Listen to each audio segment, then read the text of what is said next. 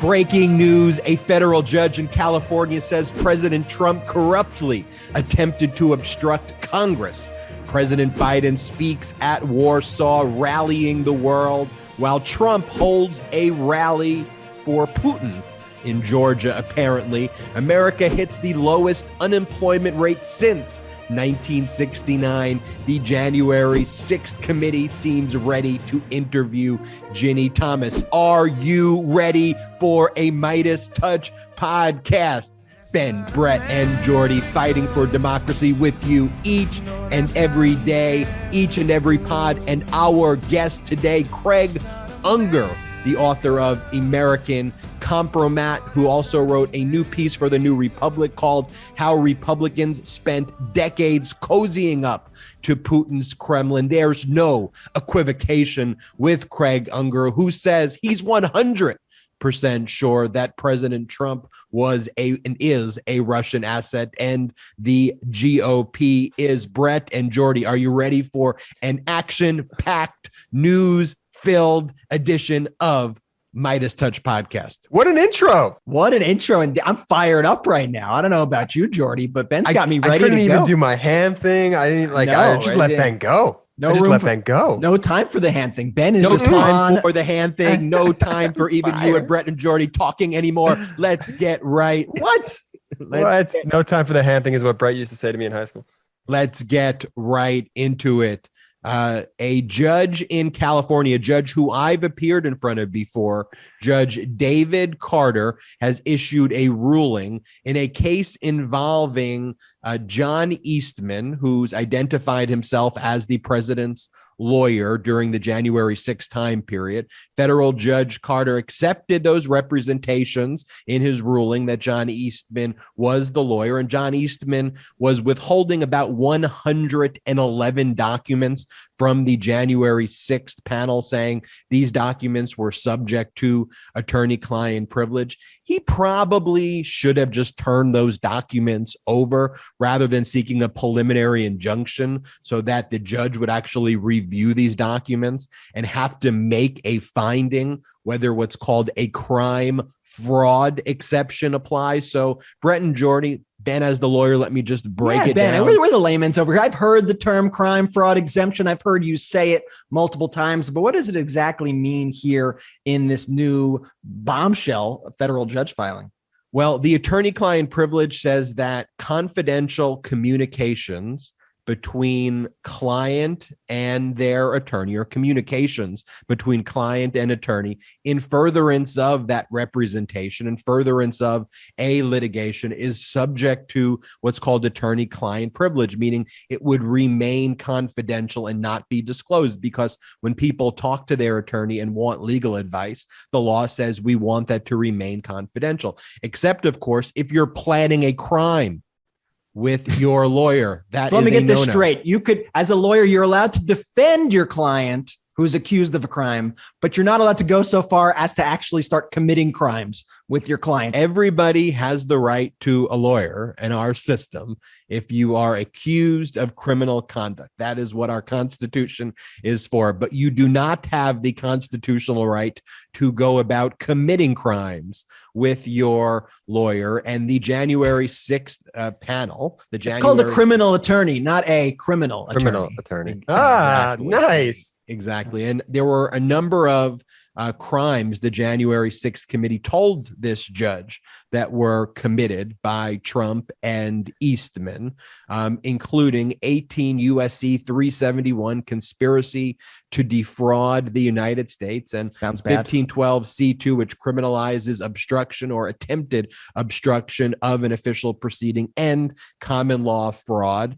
And let me just read from this 44-page order. Quote, the court finds more likely than not that President Trump corruptly attempted to obstruct the joint session of Congress on January 6, 2021. That's the part that lots of people are focused on. But let me bring you a little bit further down in the ruling as well. The illegality of the plan was obvious. Our nation was founded on the peaceful transition of power, epitomized by George Washington laying down his sword to make way for democratic elections. Ignoring this history, President Trump vigorously campaigned for the vice president to single-handedly determine the results of the 2020 election. President Trump knowingly tried to subvert this fundamental principle, and the federal judge called this a coup in search of a legal theory. He used the word coup. Now, just some background on Judge Carter, Vietnam veteran, no nonsense judge, pro-democracy judge. I called this on the Legal AF podcast that I do with Popak weeks ago that Judge Carter was not going to take kindly to a coup against the United States. He goes on to say in the concluding paragraphs that this ruling itself, this is not a civil case. This is not a criminal case. This is a case that he's overseeing. That is the case that he's overseeing is just about documents, about ordering Eastman to turn over documents. And basically 95% of the documents he ordered to be turned over, like 101. I think he clawed back about 10 documents. But he was saying that there needs to be accountability. There needs to be accountability. There needs to be justice. Brett Jordy. And I think I frequently joke, like, obviously we knew that Trump was engaged in a conspiracy to defraud the United States. We knew he obstructed an official proceeding. We've known this the entire time, but to finally be hearing a federal judge utter those words, to finally be hearing a federal judge call this a coup, that's a big, big, big deal, folks. So Ben, as a layman, I got to ask you, what happens next here? Do the documents go straight to the Jan 6 committee, or is there an appeals process now? I know lawyers like to do their little appeals all the time after these cases. So what's the next step? The next step, Eastman can have an opportunity to appeal. He can do a petition to the Ninth Circuit not to turn over those records. Although when I read the order, I'm not even necessarily sure that those subset of records that he was fighting to keep privileged are even going to be like all that bombshell anyway. Like, to me, the bombshell is a judge has reviewed the full record and has reached that conclusion. Yeah, exactly. And so to me, that's kind of the big headline here. Eastman can appeal to the Ninth Circuit. It's going to go nowhere. These documents will be turned over to the January 6th committee. But the bombshell is a federal judge to say that. The DOJ, no doubt, is going to take notice of that ruling, of this order by this federal judge, a very well-respected federal judge. And this was really the first time. It's why this is such big news for a federal judge to say it in such clear, stark, unequivocating terms like this. And speaking of unequivocating terms, clear terms, although some people wanted to try to parse it and try to make, unnecessary BS about it, Brett, maybe break down President Biden's powerful speech in Warsaw. President Biden gave a speech in Warsaw, Poland, about the Russian invasion into Ukraine. I really think this has been, and I've said it before on this podcast, I really think this has been President Biden's finest hour of his presidency. I think the way he is bringing together the world, the way he has brought together NATO, like it's a comment that Biden has said frequently too, that Putin thought that he was going to divide the world, but he actually made the world that much stronger and that much closer. Biden was not mincing words during this speech. One of the interesting things I thought he said earlier on was he said to Putin, he said directly, don't even think about moving on one single inch of NATO territory. He said, or NATO will come with the full force of our collective power. He said, American forces are not in Europe to engage in conflict with Russian forces. American forces are here to defend NATO. A lot of riveting words. He laid out the stark contrast between our fight between democracy and autocracy. And he laid it out clearly in those terms. You could either be on the side of democracy or the side of autocracy. And that to me is not just the message to the world, but it's also a message as to what's going on here in the United States. We're facing the same battle on a different level here in the USA, a battle of democracy versus autocracy. And then one line that Biden apparently had ad-libbed in the middle of the speech is what is sort of gaining the most attention here. And that's when President Biden said, "For God's sakes, this man cannot remain in power," speaking about Vladimir Putin. And when I heard that, when I heard him cap off his address with that statement, I was like, yes, exactly. That's the kind of language we need to be using. This is exactly what we need to be saying. Now, the media has not stopped talking about this comment as some sort of horrible, horrific gaffe. You know, it's one thing if you don't agree with it, but it was pretty clear to me that President Biden knew what he was saying and said it clear. And I have to also kind of blame the White House here. Absolutely. For the way they kind of tried to walk it back and ease it on. I mean, here's my problem with politicians in general and the way like political organizations and offices work in various politicians. They're scared of their own shadow too often. And when somebody says what everybody else is thinking, and I don't think President Biden was even calling for, we need to oust Putin, but it's a pretty clear and I think a commonly held belief that a maniac who is committing genocide on people all across the world, who is oppressing his own people like this, does not belong in power. I don't think that's access to nuclear weapons. I don't think that's a controversial statement to be made. But then this sort of half-assed walk back by the White House at the end, to me, I think it hurt the point a little bit. And I think it made the media attention even greater. You know, it's sort of like a Streisand effect, if you will, where the White House said the president's point was that Putin cannot be allowed to exercise power over his neighbors or the region. A White House official said he was not discussing Putin's power in Russia or a regime change. What I wish they said was like, "You're damn right Putin can't be in power. Absolutely, Putin can't be in power." You heard what he said. His words speak for himself. That's what I was kind of hoping from the White House. But he said what he said. Don't walk it back. It was a powerful statement. He meant every single word of it. Don't give the media that out than to jump on you and play this weird both sidesism that they love to play. If you want to walk it back, though, I think the way you could walk it back, though, is to say, yes, Biden meant what he said. As long as Putin is engaged in this genocidal conduct, then he cannot remain in power. If Putin chooses to work with the international community again and withdraw from Ukraine and, provide reparations, then there could be discussions. Like, I think there's a pivot there, but I also don't want to put the full blame on the White House. I mean, I do want to focus on my frustrations with the media, focusing on that, the around the clock coverage on, oh, is this a gaffe? It's every day President Trump said the dumbest, most hysterical shit in the world, including that same day of the speech. And we'll get into that shortly.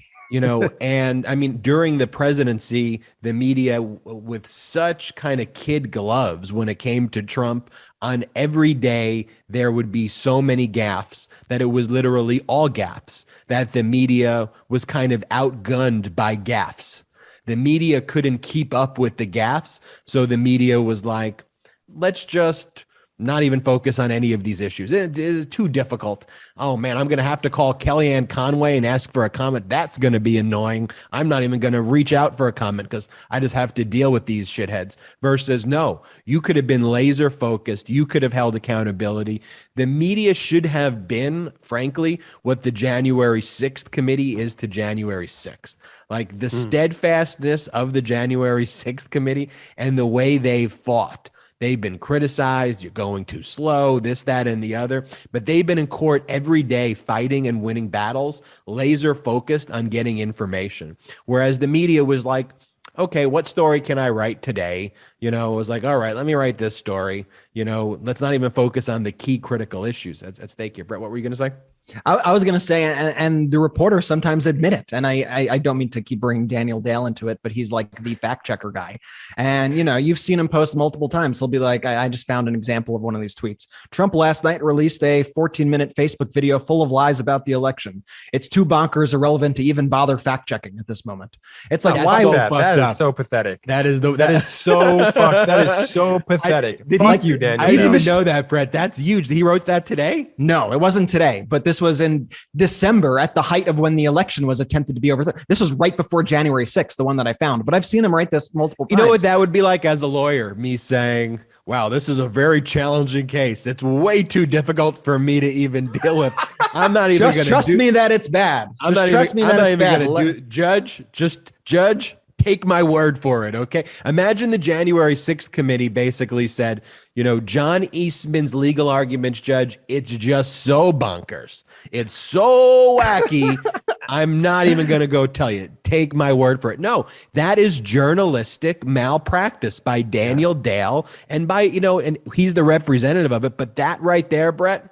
Yeah, I didn't even mean to pick on him there, but he was the perfect example of the issue that I see in the media, that the thing is, if everything is a 10, and with Trump, everything is a 10, right? On like the crazy, batshit crazy scale. If everything is a 10, then there's nothing new to report on because, it's just Trump being bonkers and crazy again. Nothing to see here. But if you have somebody who's measured and competent and knows what the hell he's doing, like President Biden, and then he says something that deviates from what you think he is going to say, all of a sudden it's red alert. Let's talk about it on the media for the next 2 weeks as the biggest gaffe on the planet. Biden knew what he said. President Biden knew what he said. And my probably best kind of take on maybe what the White House is also doing there is maybe there is a sort of good cop, bad cop thing happening here, where you got the benefit of President Biden out there saying exactly what he needed to be said, saying exactly what the international community needed to hear. And then the White House gets to be like, oh, no, he wasn't talking about that. Come on, guys. And so you can sort of get this good cop, bad cop, where he gets his message out without making it an official U.S. policy, of regime change. So there's also that sort of idea. I mean, there's strategy involved in everything that's done. I just think they're not a fan of the walk back. Not a fan of the walk back. Very philosophical of you, Jordy. Now going not a fan of the walk back. Very philosophical words there. Going from Warsaw. You're such an asshole.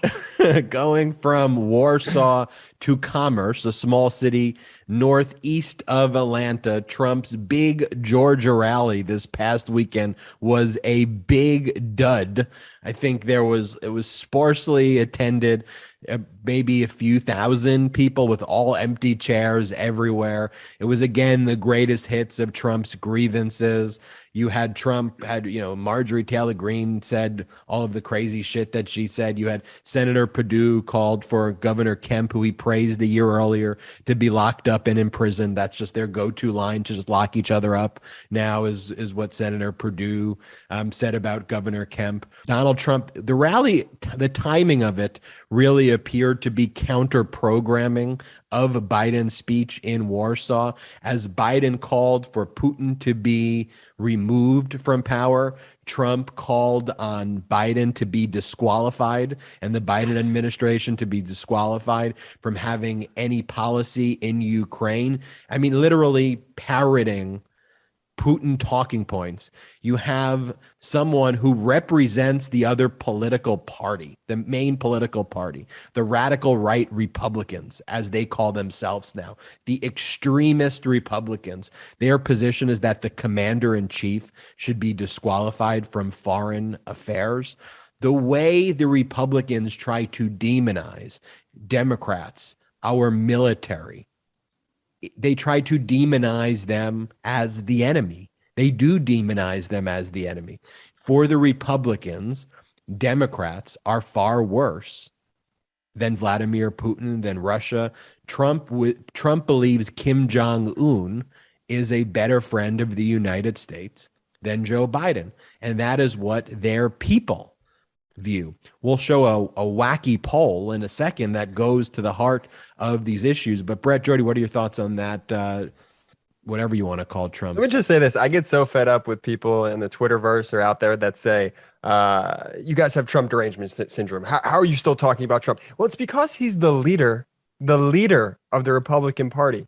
And when he speaks, everyone who's anyone in the Republican Party just bows down and kisses his ass. His words are important. We have to cover it, and you have to pay attention to his craziness. Yeah, and I liked watching the reporters who were there reporting on it. You had Greg Bluestein, who works at the Atlanta Journal-Constitution, I believe it's called. He said he's covered more than 24 of these Trump rallies across the nation, and that this is the smallest crowd he has ever seen since Trump won in 2016. Stephen Fowler said something very similar. It's almost time for Trump to speak here. It's the smallest rally I've ever covered here.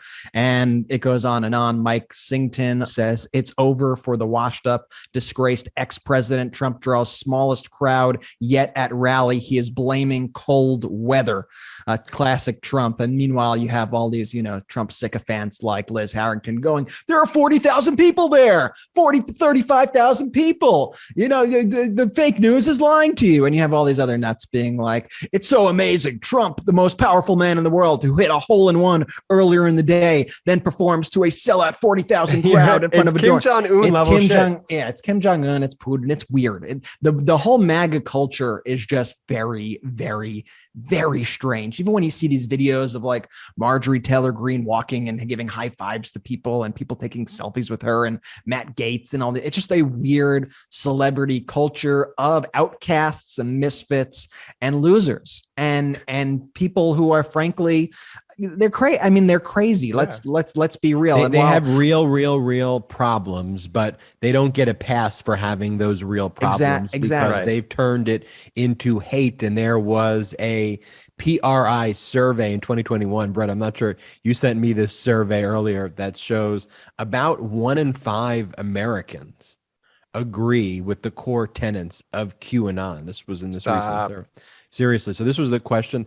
The government, media, and financial worlds in the U.S. are controlled by a group of Satan-worshiping pedophiles who run a global child sex trafficking operation. 5% of Americans completely agree with that. 11% mostly agree. 20% mostly disagree. And 60% completely disagree.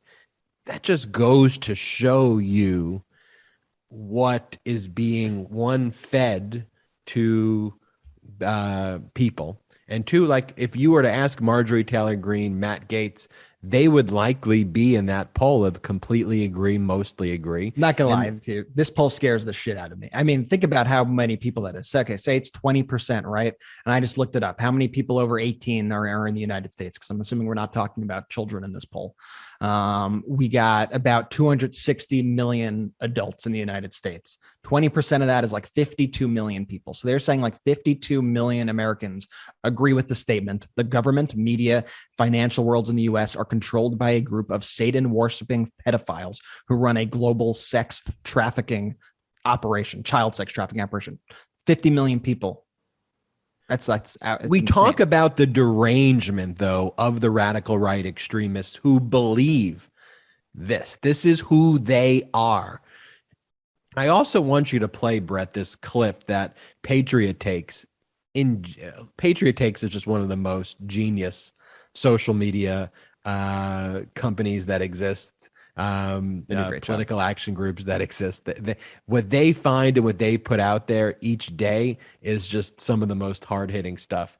And they don't get enough credit. But play this clip of Madison Cawthorn, who went on a podcast talking about what he's observed in Washington, D.C. as a member of Congress.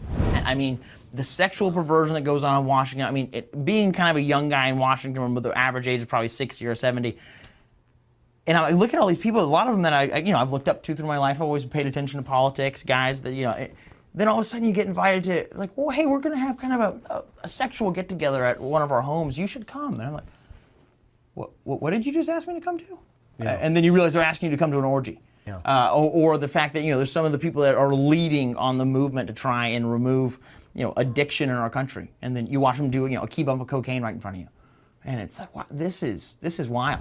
Wow. Congressman Adam Kinzinger's response is incredible. He goes, well, I've never seen that, but I also don't run in the far right Freedom Caucus circles. So maybe. I would have one criticism of Adam Kinzinger's comment, though. The far right Freedom Caucus circles, that circle is the circle of mainstream GOP. Sadly, Adam Kinzinger is the fringe. Yeah. What would be a traditional conservative.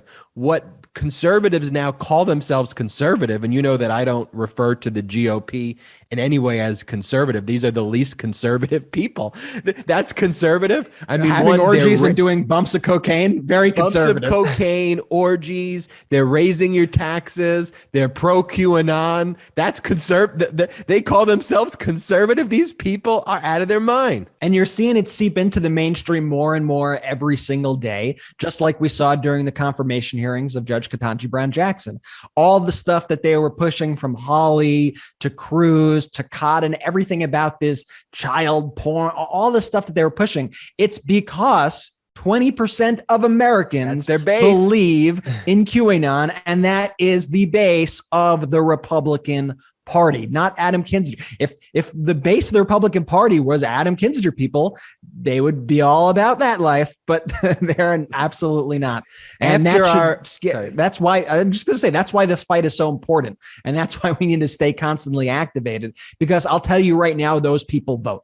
Those people vote. Those people don't go, oh, well, I didn't get the package I wanted in the last bill. And then, no, those people go and vote because to them, it's life or death. It's if I don't vote, the child sex trafficking pedophile Satan worshipers are going to ruin my life. So you need to vote with that same intensity that they're voting at, or otherwise that 20% is going to envelop the rest of us. And then we're in a very, very dangerous place.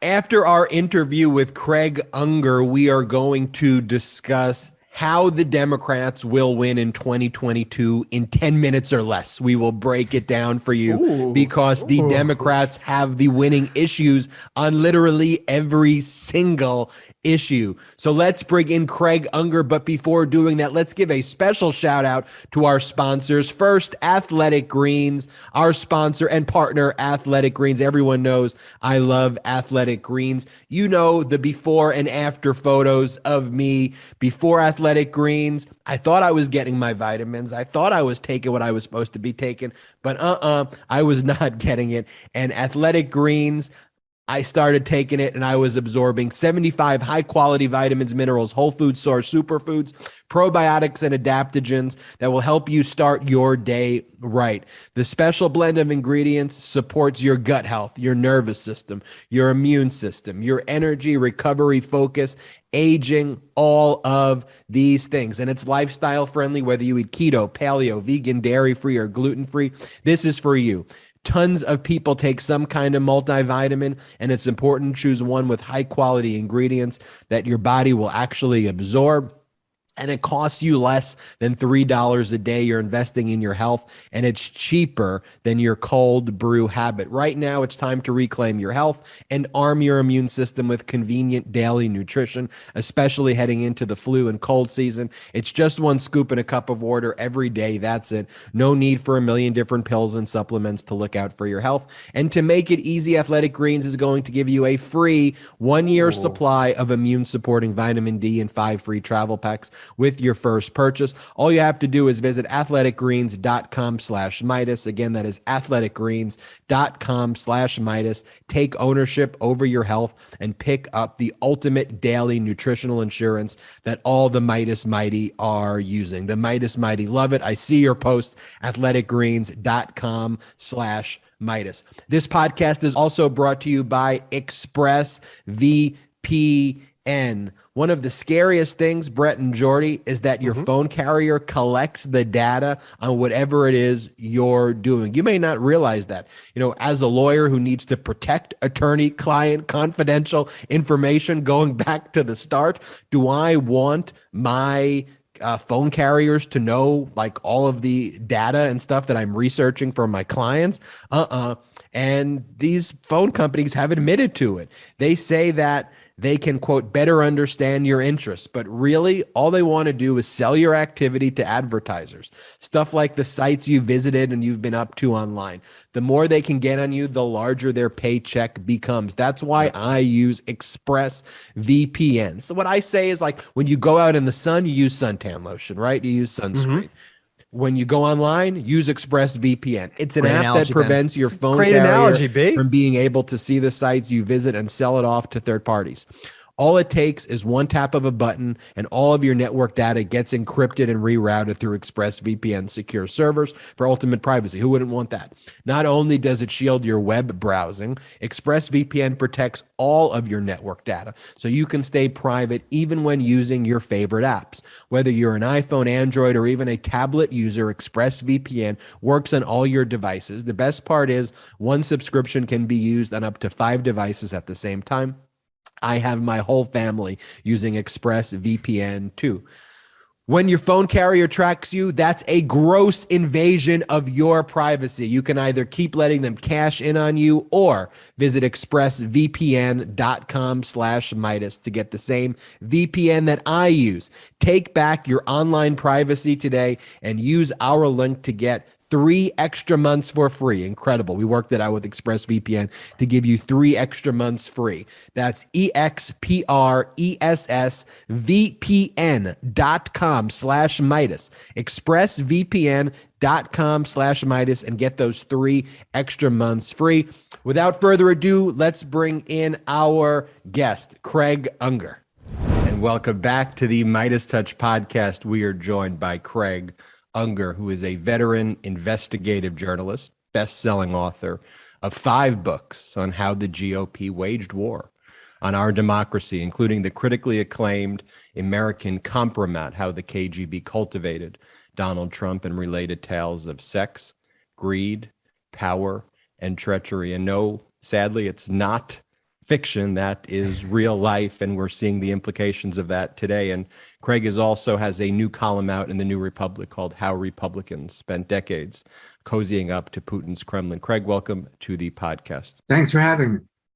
Let's go start with really your most famous, probably most prescient book right now that everyone's talking about, American Kompromat, although all your works are great, and I would tell all of our listeners to go back and check all your works. But in this book, you answer the question, is Donald Trump a Russian asset? And that answer, it's no equivocation. You know, I hate when I bring people on these podcasts. Well, like, you answer the question, yes, and here is how. Can you tell us exactly what that means? Right. Well, I'm not the first person to answer yes. And a lot of the top intelligence officials in the country, John Brennan of the CIA, Clapper, Michael Morrell, have all said that Trump was a Russian asset. And I asked Brennan exactly what that meant, but he's never drilled down. And no one ever, I've never seen an American official drill down and say exactly what does that mean. And what I did was I tried to go all the way back. And one of my most important sources. I mean, it's also sort of amazing. If you're around the DC area, there are a lot of former KGB agents who are very well informed and are willing to talk. And among them, I reached out to Yuri Shvets, who was a major in the KGB. He was based in Washington Station in the 80s, recruiting Americans to spy for the Soviets. And at the same time, his colleagues in New York Station were recruiting Donald Trump. And according to Yuri, the way that started out was in 1980, that's 42 years ago. Trump was going through what was his first and one of his very few genuine, real successes in real estate. He was building the what is now the Grand Hyatt Hotel right next to Grand Central Station. And like any hotel, it needed lots of TV sets. You would think most chains like Hyatt or whatever would have reliable third-party vendors for those kinds of big purchases. Trump went to a small shop in lower Manhattan called Joy Ludd Electronics. It was owned by former Soviet emigres, including a man named Simeon Kislin. And according to Yuri Shvets, Kislin was a spotter agent. I should say that Kislin has denied this, but he did confirm the sale of hundreds of TV sets to Trump. And this was the operation that opened the door of the KGB to Donald Trump, and things sort of started to flow from there. There would be other people in the KGB who met with Trump, including a woman named Natalia Dubinina. And she was working at the United Nations General Assembly Library. And that, if you go back and look at the clippings from the 1980s, the UN Library was famously a nest of Soviet spies. And she met with Trump a couple of times. She wrote about it in the Russian press. And from that, the KGB invited Trump to Moscow. He was filled with, Yuri told me exactly what happens when that, and they're sort of bombarded with KGB talking points. And Yuri did that with the spies he recruited. And though Yuri was not specifically dealing with Trump, we see that when Trump came back, suddenly he was full of all these KGB talking points. And he talked to reporters at the Washington Post, the New York Times, that suddenly he should be negotiating the strategic arms limitation talks. I remember this is a time when Trump was palling around with Jeffrey Epstein, and they were having parties with 38 people, 28 of whom were young girls, and 2 of whom were Epstein and Trump. So the idea that he was very serious about foreign policy is a little hard to take. Nevertheless, he dipped his toe in the water to run for presidency in '88. And among the things he did was take out a full-page ad in the New York Times, Washington Post, and the Boston Globe. And it was full of talking points, which was exactly what the KGB wanted to hear. And when Yuri went back to Moscow, and he was in Yasenevo, which is the headquarters for counterintelligence, the Active Measures Department delivered a cable, and they were touting their greatest and latest success, having recruited a new asset. And they attached as evidence this ad, full-page ad in the New York Times, signed by Donald Trump. So, you can start from there and see all the favors that Russia, former Soviet emigres, members of the Russian mafia did for Donald Trump, and then just see what Trump did in return for them. I think a lot of people want explicit quid pro quos. I think that's kind of naive. The thing is, if you come to Trump with a few $1 million and say you want to buy a condo, he's not going to ask where it comes from. And this happened in 1984. A Russian mobster named David Bogadin came in with $6 million in cash, says, I'll take 5 condos. If you adjust for inflation, that's more than $25 million today. This happened enormous number of times with Donald Trump. It wasn't just this one time with David Bogadin. And I think one of the areas that people don't look at nearly enough is money laundering through real estate. And it's very easy to do, and Trump has done it again and again and again. And I'd love to see that cracked down on. I just want to give a quote from Yuri Shvets from your book, American Kompromat. Quote, this is about Trump. Quote, this guy is not a complicated cookie. His most important characteristics is being low intellect, coupled with hyper-inflated vanity. This combination makes him a dream for an experienced recruiter. And I recently commented on Twitter. I said there's a lot of comparisons between Trump and Putin. But see, I do think Putin does have the hyperinflated vanity, but I think Putin is of a higher intellect than Trump. So Trump strikes me more in the vein of a Lukashenko, someone who would be a puppet of Putin, than a Putin.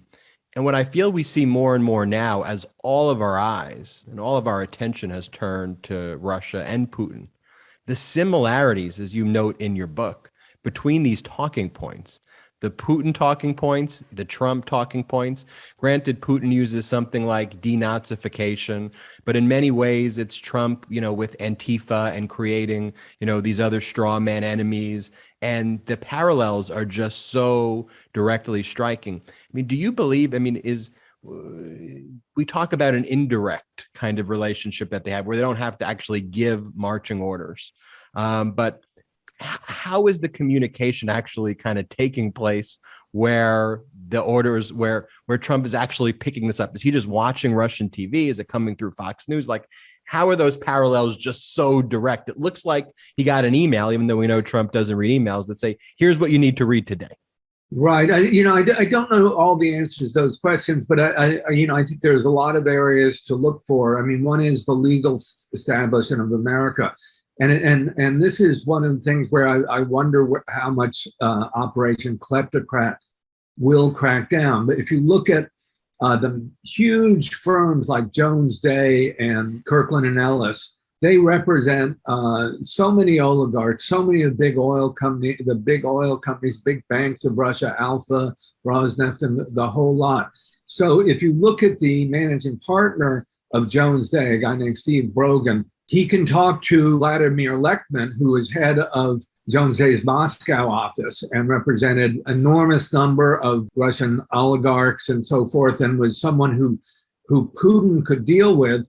And you also look at Don McGahn, who was another senior partner at Jones Day and was White House counsel to Donald Trump.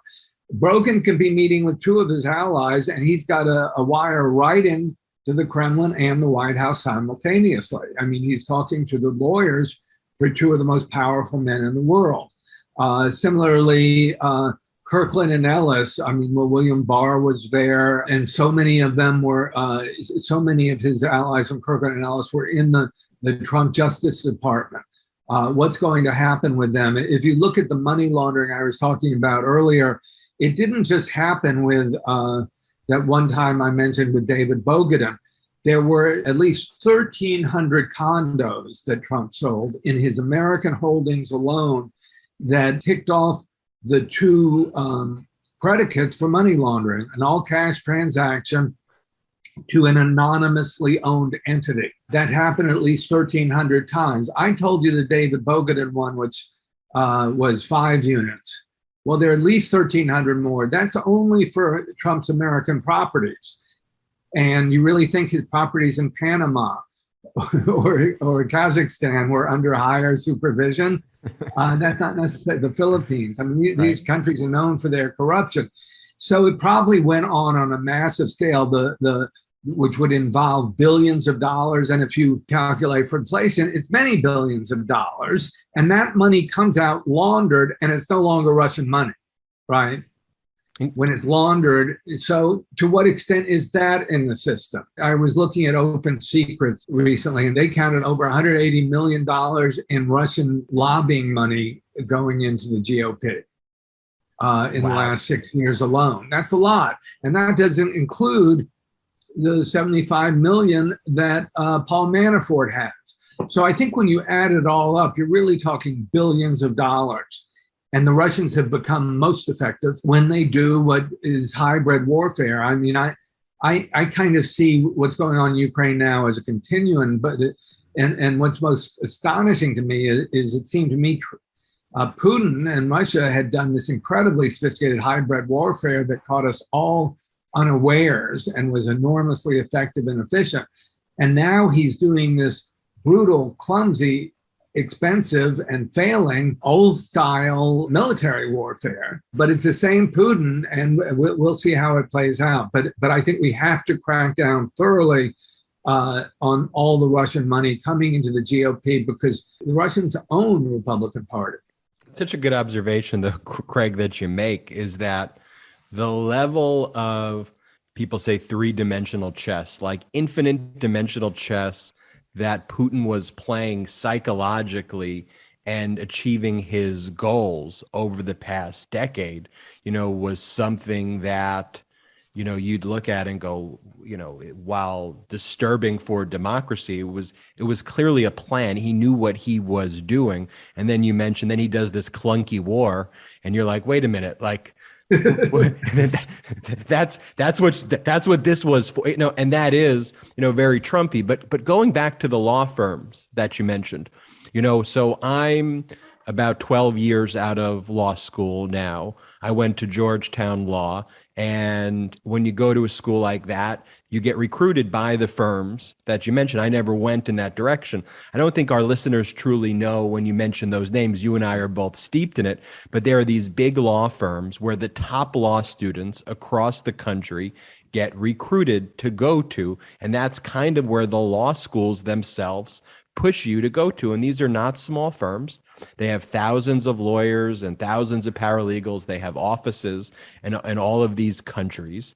And these are American law firms, though mostly they're based in the United States. So like Jones Day, you mentioned, is based in Cleveland. I think Kirkland and Ellis is headquartered in Chicago or New York, but they have offices all over. But they have offices in foreign countries like Russia, and they do lots of business with oligarchs. And you're a law school student coming out of law school in America, and you could be assigned to a case for an oligarch.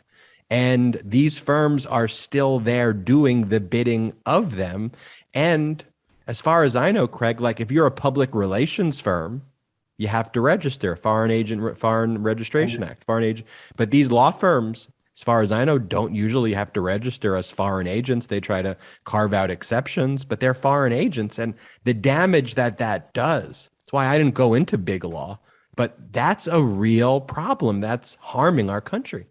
Right. And it's quite different than representing, say, I don't know, a vineyard in France, and you're representing the French government in that regard, and they're perfectly legitimate commercial transactions, and that's all fine and well. When you're representing Rosneft or Alpha Bank, you're representing Vladimir Putin. And I should say, a lot of these guys make 8-figure salaries. I mean, they're making they're doing quite well. Craig, do you think when we see this plan that we keep speaking about, this klepto capture plan that the DOJ has engaging in, Merrick Garland released a statement saying that they were going to come after the oligarchs' assets here in America. How much do you think that's going to affect what we're seeing right now in the country, the Russian influence in the country? Or is this money so well hidden that it will kind of find a way to make its way to the people? Well, that's the big question, and I really don't know the answer. I mean, as I said, one of the keys to it is, are they really, I looked at the press releases, and they say they're going after people who've taken measures to avoid anti-money laundering regulations. But the anti-money laundering regulations, as I see it, especially in real estate, have been incredibly lax. Does that mean they are going to completely change them and really, really bear down and enforce them? And I don't know the answer to that. We're going to have to see how it plays out. But I'm sure it's not just in real estate. I kind of gave an outline of how much Trump himself may have profited from this. Yeah. This could be $1 billion just for Trump alone. But Trump isn't the only one. There are plenty of other real estate, and by the way, Russia is not the only one who's abusing these laws. The Emirates, the Saudis, China, there's a lot of that going on. In all, I believe it's the economist James Henry, I think he's used a figure above $30 trillion in dark money out there. And if you just imagine that, that's about twice America's GDP. That is enough to handle a lot of corruption. And there are a lot of people who are not going to walk away from it. And I think that's enough to be a powerful, powerful geopolitical force. And I think that's part of what we've been seeing in this whole conflict, much of which was hybrid warfare. Much of it remains as hybrid warfare. And I think we should not take that off the battlefield, even though all the attention right now is focused on Russia being stalled in Ukraine. Let's remember Operation Solar Wind, right? Which was one of the biggest hacking exercises last year in 2021. They can penetrate the electric grid. There was a penetration. It was not, I don't think it was definitively traced to Russia, but in the Tampa, Florida water supply. And someone was able to hack into it and raise the level of chlorine by a factor of 100. And amazingly, someone was doing his job and caught it before it was too late. But if not, thousands of people might have died. So there's all sorts of, or imagine shutting off the electric grid in the middle of winter, even now here in the northern part of the United States. I don't think a lot of people realize that, Craig, that they like literally have the capacity to hack our infrastructure, to hack our information, just in the way they disseminate disinformation and the way they've taken over our real estate. I don't know if you saw this video, but if anybody listening to this wants me to send it to them, you could tweet at me. I'll get you the video. There was a video a few weeks ago that I saw about an entire city block in London, basically, that was basically known to be owned by the Russians. And it's a place where all these places are places where people work, where people live, apartments, etc. And nobody is able to actually trace the original owners of these buildings because of the system, the way it's set up. They're able to hide who actually is behind these buildings. And I just think it's a really fascinating thing and something important to know, that the Russians are able to take over so much of our society in all these ways and not even be on the books about it at the end of the day. Right. Well, we can also do that to them to some extent. And I think one of the most successful operations ever, was probably a joint U.S.-Israeli venture that shut down the Iran nuclear reactors. That was, I guess, about 10 years ago. But it was a successful intelligence operation in which no one died. It played a role in sort of tamping down the conflict. So American Kompromat, it speaks about Trump. It also speaks about the Republican Party. And in your new article for the New Republic, you speak about how the Republican Party has been infected with this pro-Putin strain. Your article is called "How Republicans Spent Decades Cozying Up to Putin's Kremlin." And in the subheader, you ask a question. You say, the man who once worked to connect indicted former Republican House Majority Leader Tom DeLay and Casino Jack Abramoff, who is a lobbyist and known convicted felon, to Russia, is now the chief of staff to Marjorie Taylor Greene. Any questions? Well, yes, I got plenty of questions. So Marjorie, chief of staff, who you're referring to, is a guy named Ed Buckham. Tell us about Buckham's connection, and why should the American people be concerned about his connections to Russia? Right. Well, what you start to see in the 90s, it's important to understand how far back this goes. And also, we can't leave Paul Manafort out of this, because Manafort and Roger Stone and his other partners were part of what became known as the torturers lobby. And Ed Buckham was part of this as well.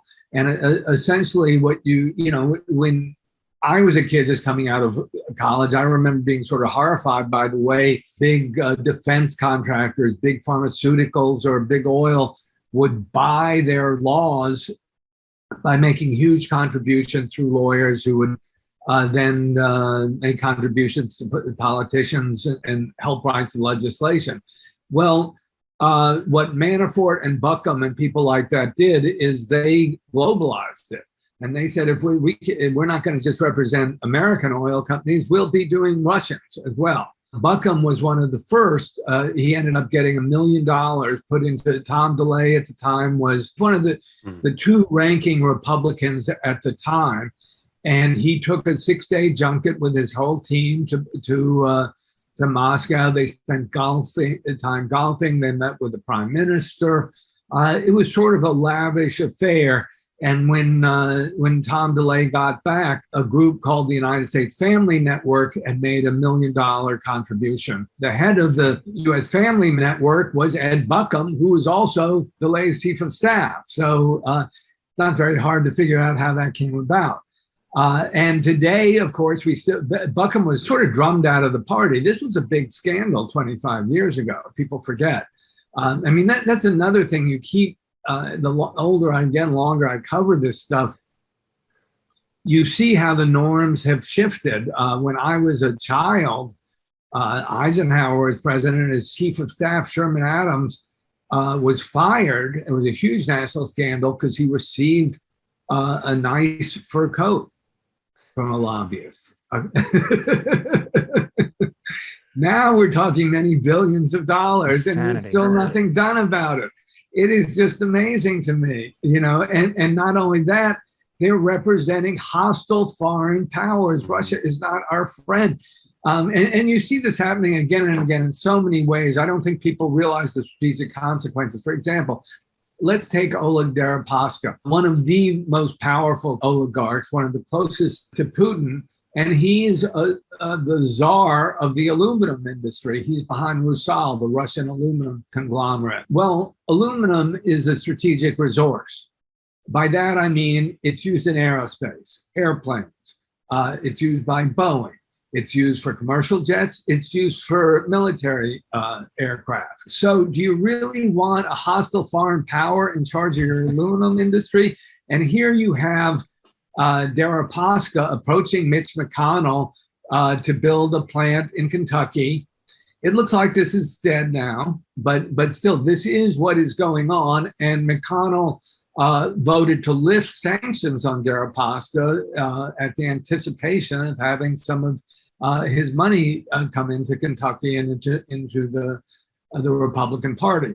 I mean, you have other ways it's flowing in as well. There are naturalized American citizens like Leonid Blavatnik, who is another billionaire oligarch, but since he's an American citizen, he can pour in as much as he wants to various super PACs for the Republicans, and that's exactly what he does. How do you think this Ed Buckham connection with Marjorie Taylor Greene happens? How does he come to be the chief of staff for Marjorie Taylor Greene out of all this? Does he see her as some sort of unwitting idiot who he could latch onto and then help push pro-Putin talking points and things with her? Like, how does this happen? Well, I don't know the specifics as much as I want to. I did reach out to him 4 or 5 times and he never got back to me. Not surprisingly, as a rule of thumb, I think it's worth following the money, and I think it's naive of people to think that there are always explicit quid pro quos. I'd always wondered about this Congressman Kurt Weldon, who was one of the first, not exactly a famous guy, but he was one of the first Congresspeople who was known as Putin's favorite congressman. Another was Dana Rohrabacher, who was also tied up with Ed Buckham. And so McCarthy famously said there are 2 people who I believe Putin pays, Rohrabacher and Trump. It was the famous Absolutely. Quote.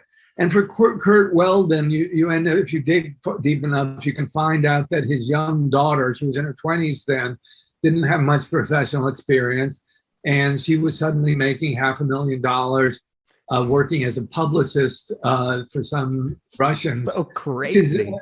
And back in the 90s, that was pretty good pay for a young woman in her 20s, So, one of the things you stated in your article, you said for more than 25 years, the party of Reagan has been transforming itself into the party of Putin, only to discover that Vladimir Putin may not be a great role model after all. I'm wondering, with the stories that you're telling about, you mentioned Mitch McConnell, you mentioned William Barr. In Trump, they clearly saw vanity and low intellect, as we hit on earlier. What did the Russians see in the Republican Party as this is who we're going to latch onto? Well, I think there's greed, and self-interest is the most obvious. It's just money, money, money. I think there's also a willingness to detach themselves from reality, and it's just extraordinary to me. I'm not a pro wrestling fan, but it's a huge sport in the United States.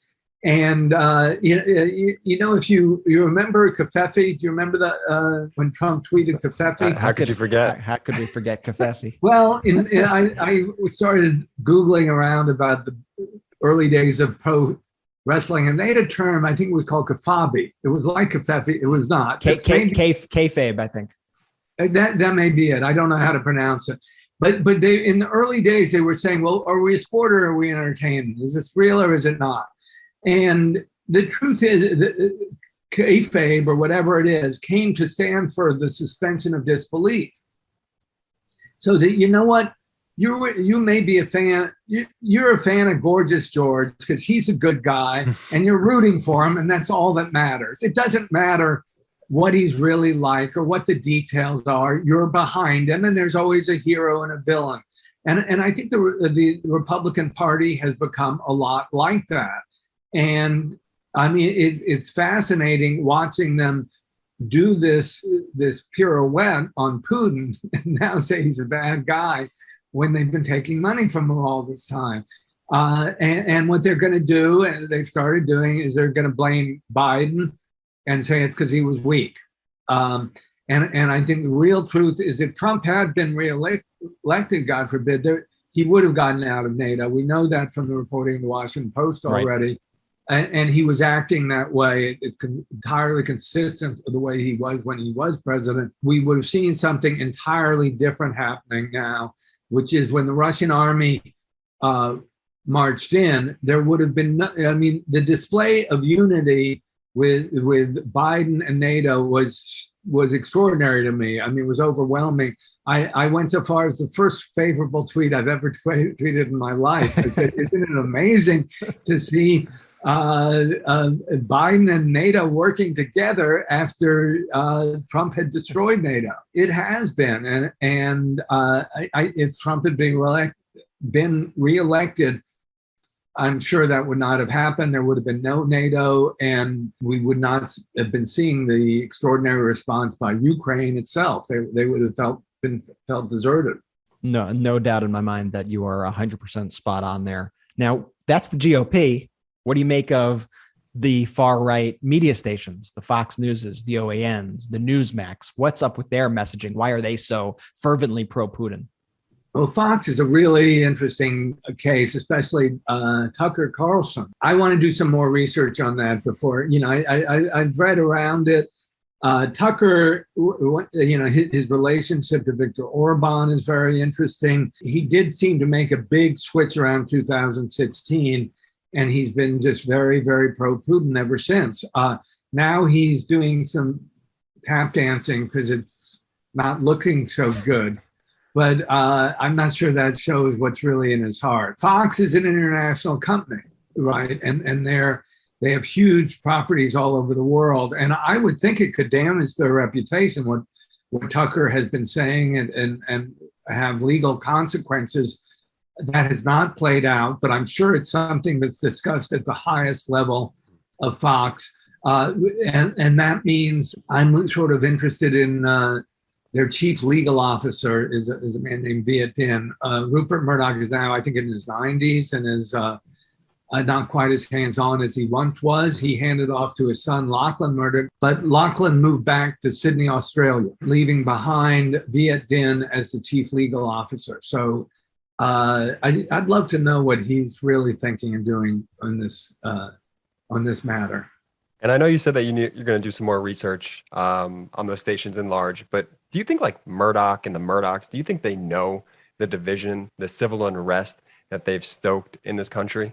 I think they have to. It really is odd when you how people are isolated in their bubbles. I wonder, does Putin really know? Is it possible he can't listen to CNN? Or, I mean, how isolated are they? Is it possible that doesn't get back to him? My view is that it has to seep through sooner or later. I mean, he's already had one high-profile resignation, and I would think someone like Viet Din is very aware of the polarization, but I think part of the point is that is profitable. Right. That brings in more money to them. The more polarization. I mean, if we were a quiet, united country, who's going to watch Fox News? It is like watching pro wrestling. Mm-hmm. No, you're exactly right. Profit over people, as some people like to say. And it's sad. It's a really sad thing. And I just have one more question for you, because I know we're running out low on time here. And thank you so much for giving us this time. It's been amazing. Through all of your research, your writings, would you consider Donald Trump the biggest embarrassment / just least patriotic figures in American history? Now, he's just heinous beyond belief. And I was stunned. I was at New York Magazine in the 80s, and even then I found him a sort of a repulsive character. I mean, but at least it was just, okay, you have this let's see real estate developer, that happens, right? But they were glamorizing him, and it was good for sales. It was catnip for the gossip columnists. He would call them up. He fed that, and they bought it. And I think there is certainly a part of the mainstream media deserves a lot of the blame for elevating him to what he became. Mm-hmm. Craig, I think you're right there. And there's a lot of blame, as Jordy stated in his question, as Brett mentioned, on Fox. I mean, because they're the direct actor. But you think about the mainstream media, you think about what it is they're covering, what their choices are. It is obvious without even massive amounts of research. You've delved deep, though, to give the answers and the receipts. But it's not, I mean, like Trump congratulated Putin on being man of the year. Like, the Republicans are out there rooting for Putin in public right now. And you barely hear a peep from the mainstream media about an entire political party in the Republicans who have basically surrendered their patriotism, have surrendered to Putin. You just don't hear about it. And they talk about Democrats, Republicans, as though it's like, this side's winning today and that side's winning today. It's like one side is completely traitors. Like, I don't know how else to say it. If Democrats became traitors, I'd stop being a Democrat. But like, can we just like the media needs to focus on this? Right. And it's especially, I grew up during the Cold War, and the Republicans back then were the hardline Cold War warriors against Moscow. And suddenly they're in Moscow's pocket. It's quite extraordinary. Craig Unger, thank you so much for joining us on the pod. Everybody go out and buy them. I'm sure people have it already. I mighty know you, Craig, but if you don't have it, you got to get it immediately. American Kompromat, How the KGB Cultivated Donald Trump and Related Tales of Sex, Greed, Power, and Treachery. Go and buy that right after the interview, and check out Craig's most recent column in the New Republic, How Republicans Spent Decades Cozying Up to Putin's Kremlin. Craig, it's been great speaking to you. Slightly scary and nerve-wracking, but I'm sure you get that a lot when you hear these. But we could diagnose the problem. That's how we fix it. Well, thank you. I enjoyed being with you. It's a great interview with Craig Unger. Kompromat's a great book. I like that he doesn't mince words. I like that. Very direct. And I'm not going to mince words here. The Democrats are going to win in 2022 if they follow this very simple formula. Stop calling Republicans conservative. Just stop it. That's number one. They're not conservative. Frame who they are. They are radical right extremists who want to destroy our democracy. Repeat after me. Republicans are radical right extremists who want to destroy democracy. Our democracy. We could add on to that. You know what they also want to do? They want to increase your taxes. They want to increase your taxes. Let's add on. Republicans are radical right extremists who want to overthrow democracy, and they want to increase your taxes. It's going to be a long sentence now. And where do we get that from? Literally, that's in the plan. The plan is to raise your taxes. Show this clip of Rick Scott on Fox News. Oh, I love Fox when they News, go on to Fox their News credit, and get John pushed Roberts, back. who's pretty good. John Roberts says that's literally what your plan is. Play it. Recently put out an 11-point plan to rescue America. Two of the big points of which are, quote, all Americans should pay some income tax to have skin in the game, even if a small amount. Currently, over half of Americans pay no income tax. It also says all federal legislation sunsets in 5 years. If a law is worth keeping, Congress can pass it again. So that would raise taxes on half of Americans and potentially sunset programs like Medicare, Medicaid, and Social Security. Why would you propose something like that in an election year? Sure. Well, John, that's, of course, the Democrat talking points. It's a 11-step it's plan. in the plan. It's in the plan. Here's let's think about reality for a second. First off, let's talk about Medicare. But Senator, hang on. John. So it's not a Democratic talking point. It's in the plan. Okay, so let's add to it. The Republicans are radical right extremists who want to overthrow democracy. They want to raise taxes. And they want to, you heard it there, destroy Social Security. They want to take away your Social Security. Okay, could we repeat this over and over again? Let's add to it. What they also want to do is take away a woman's right to choose. They want to have the government get involved in those decisions. They want to take away your ability to get contraception. They want to outlaw contraception. They want to remove your right to choose, outlaw contraception. So should we tie all of these kind of concepts together now? The Republicans are radical right extremists who want to overthrow our democracy. They want to raise taxes. They want to destroy Social Security. They want to ban contraception. They want to take away the right to choose. I could keep adding on. They want to ban books. They are pro-racism. They want another civil war. They are pro-insurrection. I can go on and on. Repetition, folks. Repetition, folks. But then I want to focus on the positive. Like, we have the lowest unemployment under Biden since 1969. The number of Americans applying for unemployment benefits last week fell to its lowest level in 52 years as the U.S. job market continues to show strength in the midst of rising costs and an ongoing virus pandemic. So positive news. Ben, but what about spending and the deficit and debt? Because all I hear from the right, Ben, are tax and spend liberals, right? How about Biden's budget is projected to cut the deficit by over $1 trillion, whereas the deficit already fell from 3.1 trillion to 2.8 trillion in 2021 and is expected to fall another $1.4 trillion this year. Biden is cutting the deficit that Trump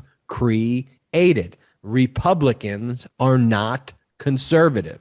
Republicans are radical, right-wing extremists who want to destroy democracy, who want to raise taxes, who want to destroy your ability to get Social Security, who want to ban contraception, who want to take away your right to choose, who want to ban books, who want to increase the deficit, while the Democrats are the ones fighting for you. That is how you win 2022 in under 10 minutes. Thank you so much, everybody, for listening to this edition of the Midas Touch Podcast. Ben, Brett, and Jordy fighting for you each and every day. Special thanks to our guest, Craig Unger. I also want to give a shout out to our sponsors, AG1 and Express VPN. Check them out. Support our sponsors. That supports our show. Thank you so much. We will see you next time on the Midas Touch Podcast. Shout out to the Midas Mighty!